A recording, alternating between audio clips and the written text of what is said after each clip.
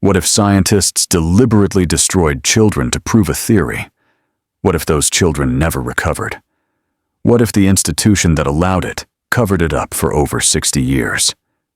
It happened. In 1939, in America, and the children never forgot. If you want to uncover more stories like this, stories that reveal the darkest experiments in human history, subscribe now, because some truths are too important to ignore. Iowa, 1939. The world was on the brink of war. Hitler's armies were marching across Europe. America was still recovering from the Great Depression. And in a quiet university laboratory, Wendell Johnson was obsessed with a question. Why do people stutter? Johnson wasn't just curious, he was desperate. Because Wendell Johnson stuttered. Badly. His entire life had been shaped by it. The humiliation, the mockery, the shame. He'd built his career studying speech disorders, determined to find answers. And by 1939, he believed he had one. Johnson's theory was simple. Stuttering wasn't something you were born with. It was something that was done to you. Specifically, it was caused by negative reinforcement during childhood. If parents or teachers constantly criticized a child's speech, telling them they were speaking wrong, the child would become anxious. That anxiety would create hesitation, and that hesitation would become stuttering.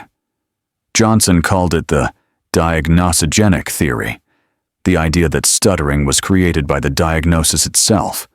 It was an elegant theory, logical, convincing, but it had one problem: no evidence. So Johnson decided to create some. Wendell Johnson was a professor at the University of Iowa. He was respected, published, influential. He had resources, authority, and ambition. But he couldn't conduct the experiment himself. He needed someone else. Someone who would do the work without asking too many questions. He chose Mary Tudor. Mary was a graduate student, young and eager to please. She admired Johnson. She wanted to impress him, to prove herself worthy of his mentorship. When Johnson proposed the experiment, she didn't hesitate. The plan was straightforward. They would take children, healthy children with normal speech, and deliberately create stuttering in them.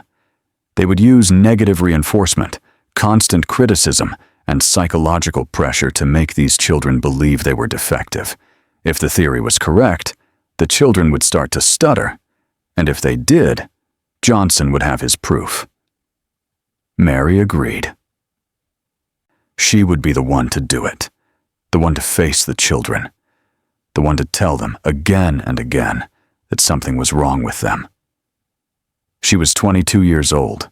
The subjects were orphans, 22 children living at the Iowa Soldiers Orphans Home in Davenport. They had no parents to protect them, no one to complain on their behalf, no one who would ask questions. They were perfect. The children ranged in age from 5 to 15. Some had minor speech imperfections, nothing unusual, just the natural stumbles of childhood. Others spoke perfectly. They were separated into two groups. The control group received positive speech therapy. They were praised, encouraged, told they were doing well. The experimental group received something else entirely. Half of the experimental group already had minor speech issues. The other half spoke normally.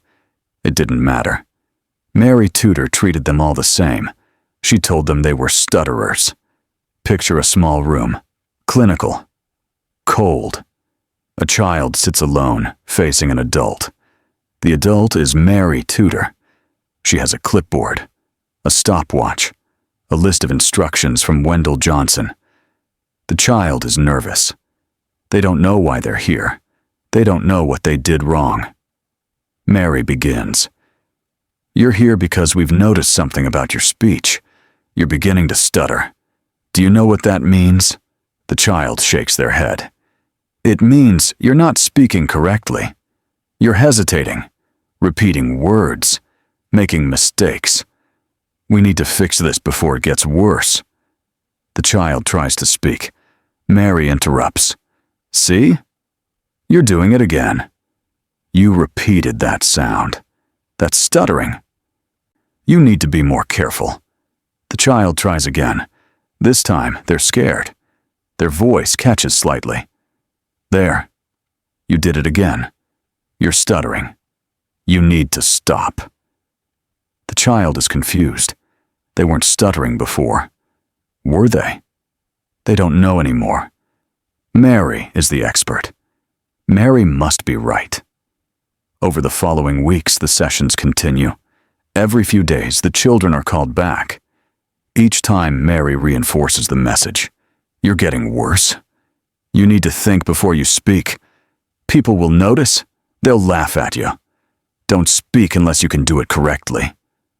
The children begin to change. They become self-conscious, anxious.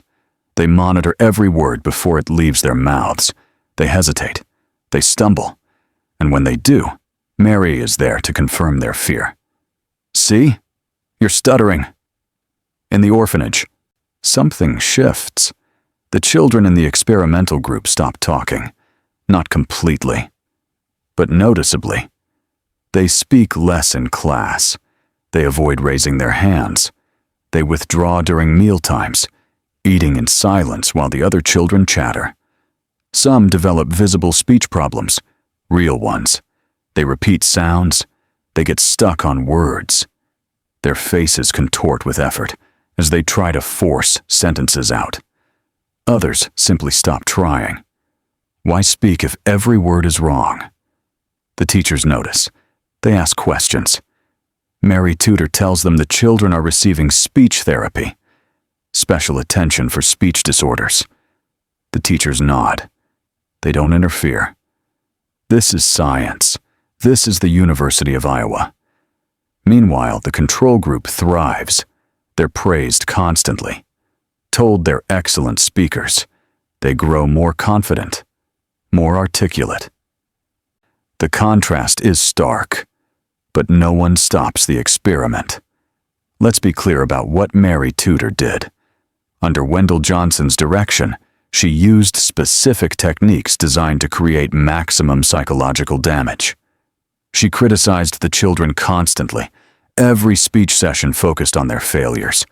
Every hesitation was highlighted. Every mistake magnified. She created fear. She told the children that stuttering was a serious problem, that it would get worse, that people would mock them, that they needed to be vigilant every moment. She isolated them. The children weren't told that this was an experiment. They believed they had a real disorder. They believed they were broken. She gave them no escape. The sessions were mandatory. The criticism relentless. There was no adult to turn to, no parent to comfort them, no way to make it stop. And it worked. Several children who had spoken normally before the experiment developed real persistent stuttering. Others developed selective mutism. They simply stopped speaking in certain situations. All of them showed signs of psychological distress. Could you imagine being told every word you say is wrong, that your voice itself is defective, that the simple act of speaking makes you a problem? These children lived that reality, day after day, week after week, for 6 months. In 1939, after 6 months, the experiment ended. Mary Tudor wrote up her results. Wendell Johnson reviewed them. They had their data. The theory was partially confirmed. Negative reinforcement had indeed created speech problems in previously normal children. The diagnosogenic theory had evidence. But there was a problem, a massive, unignorable problem. The damage was real, and it wasn't going away. Mary Tudor attempted to reverse the effects. She called the children back for follow-up sessions. This time, she tried positive reinforcement, encouragement, praise. She told them they were actually fine speakers, that there was nothing wrong with them. But the children didn't believe her. Why would they? She'd spent 6 months convincing them they were broken. 6 months, teaching them to fear their own voices. You don't undo that kind of damage with a few kind words. Some of the children's speech problems persisted. Others developed deep psychological scars, anxiety, low self-esteem, fear of speaking in public. These weren't temporary effects. They were permanent. Mary Tudor knew this. Wendell Johnson knew this. And they chose to bury it. Wendell Johnson never published the results of the monster study. Neither did Mary Tudor. The data existed. Tudor's thesis sat in the university archives, but it was never promoted, never discussed, never subjected to peer review. Why? Because by the time the experiment ended, the world had changed. World War II had begun. The horrors of Nazi human experimentation were coming to light. Josef Mengelé's experiments on children in concentration camps were becoming public knowledge. The ethical standards for human research were being completely rewritten. And suddenly, an experiment where American scientists deliberately psychologically tortured orphan children looked very, very bad. Johnson was terrified of being compared to the Nazi doctors. He was terrified of professional ruin. So he made sure the monster study disappeared. He forbade Mary Tudor from discussing it publicly. He buried the thesis in university archives where few would find it. He continued his career as if it had never happened. Mary Tudor, for her part, was haunted. Years later, she would express deep regret. She would say she wished she'd never done it, that she'd been young and naive, that she'd trusted her mentor too much. But the apology came decades too late. The children were already grown. The damage was already done. And for 60 years, no one knew. What happened to the 22 children? Most of them never knew they'd been part of an experiment. They believed they'd received legitimate speech therapy. Some thought they really had stuttering disorders. They carried that belief into adulthood. One boy, Clarence Pfeiffer, struggled with speech problems his entire life. He was bullied as a child. He had difficulty in school. He avoided jobs that required public speaking. He lived with shame and frustration, never understanding why he stuttered when he hadn't before 1939. Another girl developed such severe anxiety around speaking that she avoided social situations entirely. She became isolated, withdrawn. Her life was smaller because of 6 months in a university laboratory. These weren't abstractions. These were real people, real lives, real suffering. And they had no idea that their problems had been inflicted on them deliberately, that a scientist had decided their childhoods were acceptable sacrifices for a theory, that their pain was data. The monster study remained hidden until 2001. That's when Jim Dyer, a reporter for the San Jose Mercury News, discovered Mary Tudor's thesis in the University of Iowa archives. He was researching the history of speech therapy when he stumbled across something disturbing. A detailed account of an experiment where children were psychologically abused, deliberately, systematically, by university researchers. Dyer investigated further. He tracked down surviving participants. He interviewed experts in research ethics. And in June 2001, he published his findings. The story exploded. The University of Iowa was forced to confront its past. The American Speech-Language Hearing Association condemned the experiment.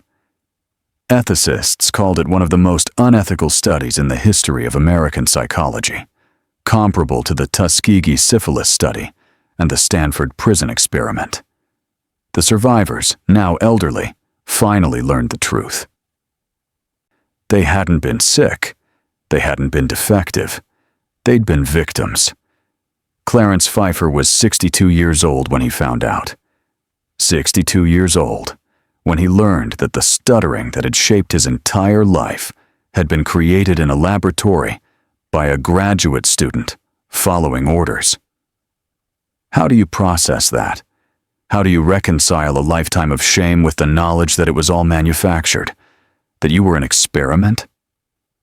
In 2003, 6 survivors of the monster study sued the University of Iowa. They sought compensation for the lifelong psychological damage they'd suffered. They wanted acknowledgement, accountability, justice. The university initially tried to defend itself. They argued that the experiment was conducted according to the ethical standards of the time, that hindsight judgment was unfair, that the researchers had acted in good faith. But the evidence was damning. Internal documents showed that Wendell Johnson had known the experiment was risky, that he'd deliberately chosen orphans because they had no parents to object, that he'd hidden the results precisely because he knew they'd be condemned. In 2007, the University of Iowa settled the lawsuit for $925. It wasn't enough. No amount of money could undo the damage, but it was an admission, an acknowledgement that what happened in 1939 was wrong. The university issued a formal apology. They called the monster study regrettable. They said it violated basic human dignity. They promised it would never happen again. But for the survivors, the apology felt hollow. Where was this concern in 1939? Where was this outrage when the children were being told they were broken? Where was this accountability when Wendell Johnson was burying the evidence? The apology came 68 years too late. The monster study changed research ethics forever. Not immediately. Remember, it was hidden for 6 decades. But once exposed, it became a case study in what never to do. Today, the experiment is taught in psychology and medical ethics courses. It's held up alongside the Milgram obedience study, the Stanford prison experiment, and the Tuskegee syphilis study as an example of catastrophic ethical failure. Modern research ethics codes exist specifically to prevent studies like this.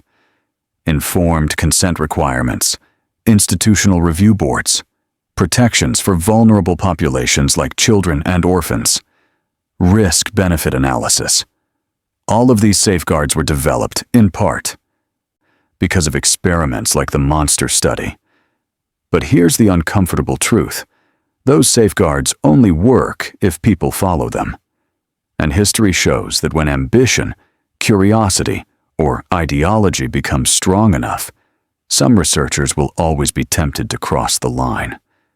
The monster study wasn't an aberration. It was a pattern. It revealed something disturbing about human nature, that otherwise decent people can commit terrible acts when they believe they're serving a higher purpose, when they convince themselves that the ends justify the means, when they decide that some people's suffering is acceptable if it advances knowledge.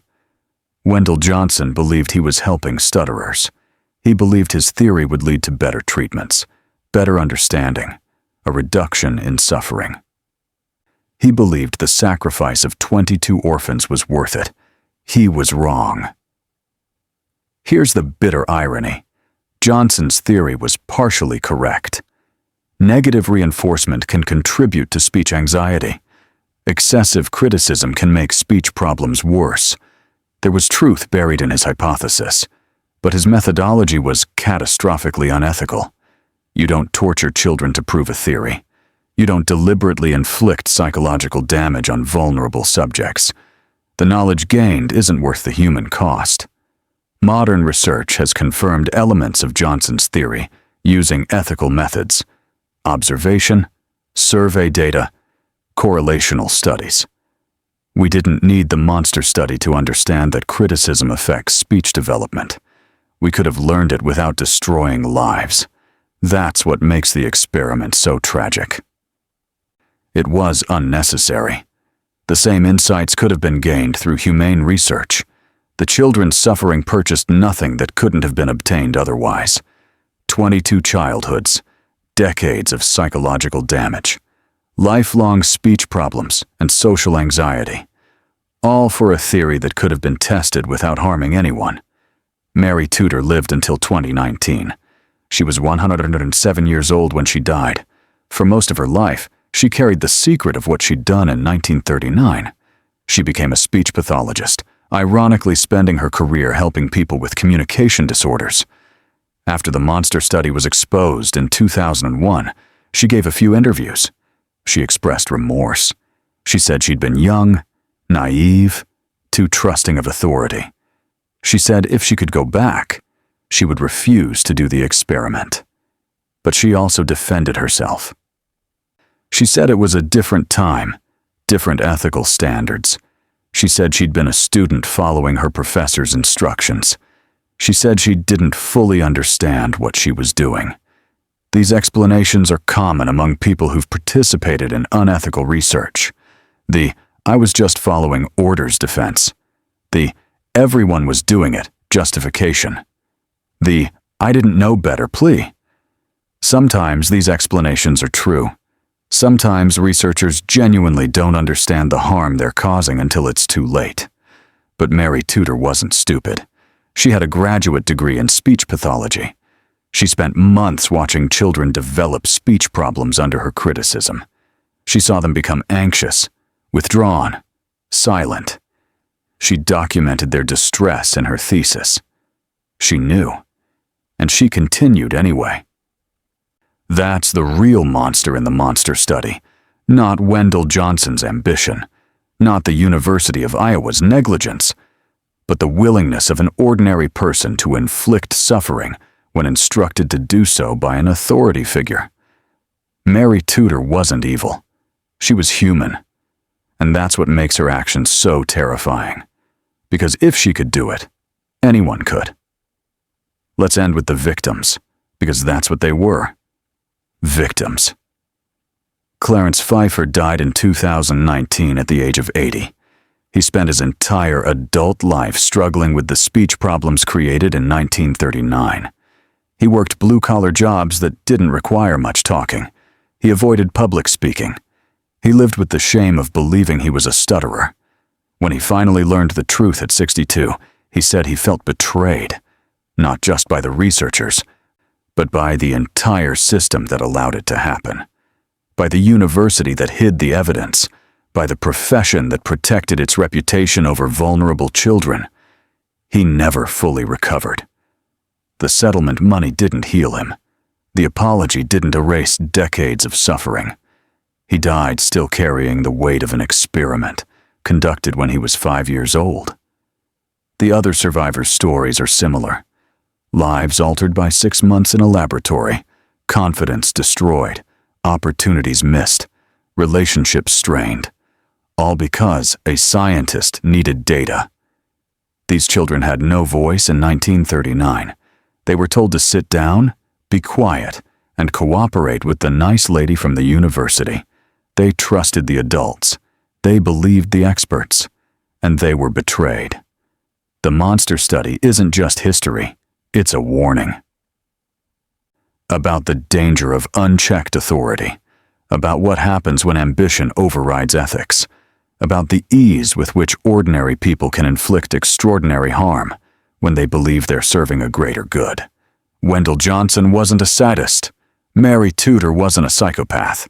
They were educated professionals who convinced themselves that the ends justified the means, that some suffering was acceptable in the pursuit of knowledge, that the children were necessary sacrifices. This logic appears throughout history, in medical experiments, in psychological research, in social policy. Always the same justification. We need to know. The knowledge is worth it. The subjects will understand someday. But they rarely do. The subjects of the monster study didn't understand. They just suffered. And that's the lesson. There is no knowledge worth deliberately harming children to obtain. There is no theory worth destroying lives to prove. There is no scientific advancement worth sacrificing human dignity to achieve. The children of the monster study paid the price for that lesson. Their suffering taught us something Wendell Johnson never intended, that ethics must always come before curiosity, that human subjects are not data points, that some experiments should never be conducted, regardless of what we might learn. 22 children. One terrible experiment. 60 years of silence. And a warning that echoes across generations. Never again.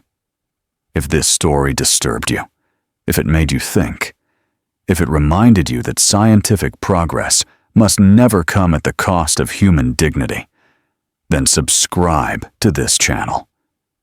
Because we tell the stories that history tried to hide, the experiments that went wrong, the victims who were forgotten, the warnings we can't afford to ignore.